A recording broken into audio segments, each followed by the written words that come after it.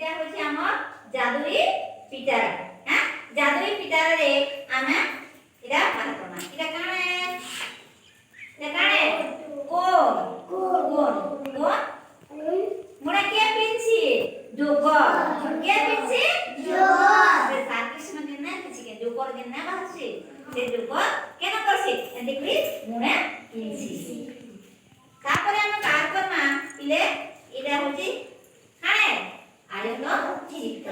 এহার কানা হচ্ছে আমার বাকস বাকস বি আমার আয়ত চিত্র।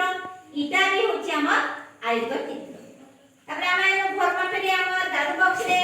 তারপরে এটা হচ্ছে সিলিন্ডার। কানে সিলিন্ডার সিলিন্ডার সিলিন্ডার কেন কানা করে কারণ আমার ফুঙ্ক নড়ি।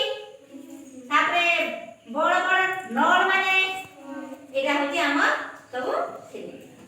তারপরে আমি ফর্মা কানা কি এটা হচ্ছে আমার মিশানো। আমার হাতরে হচ্ছে পাঁচটি আঙ্গুঠ। এটা আমার গোটিয়ে হাত। এটা হচ্ছে গোটিয়ে হাত। এই দুই হাত মিশি করে পাঁচ পাঁচ মিশি হচ্ছে